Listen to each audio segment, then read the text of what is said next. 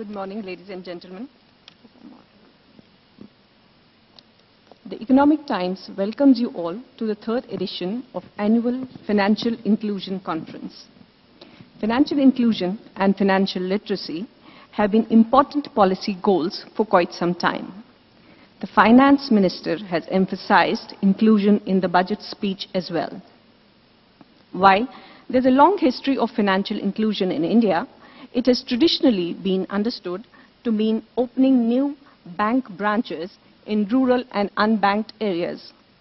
Nowadays, however, financial inclusion is seen to be something more than opening bank branches in unbanked areas to take formal financial services across the length and breadth of the country. In the context of various shortcomings in delivering subsidies, direct transfers using technology have been thought of. The beneficiary needs to have at least one bank account. Since, in a logistics point of view, it is impossible to open that many physical branches, the brick and mortar type, the accent will be on opening electronic accounts, and technology adaptation would be a key feature in this scheme for financial inclusion.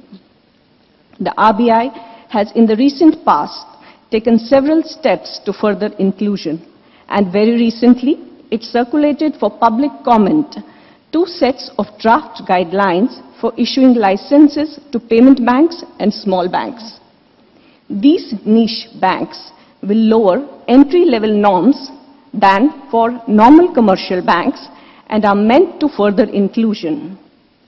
While it will take a while for these banks to come up, it is obvious that the RBI is betting on them to provide banking services to those who remain outside the purview of formal banking. Recently, the RBI Governor, Raghuram Rajan, outlined in conceptual terms what inclusion should be.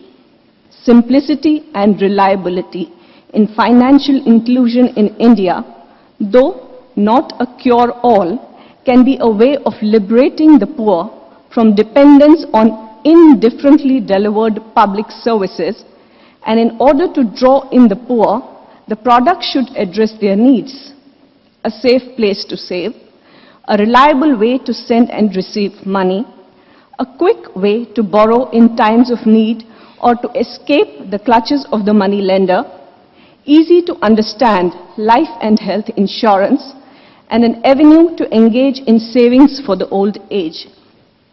In order to give impetus to various steps that the government and RBI have outlined for financial inclusion, today, during the day, our eminent panelists will deliberate upon various issues from regulatory reforms to product development and initiating new credit lending models. So, let's hear it all from our esteemed speakers today, and I now formally open the session for a series of discussions, and I hope you all have an insightful day today. Thank you.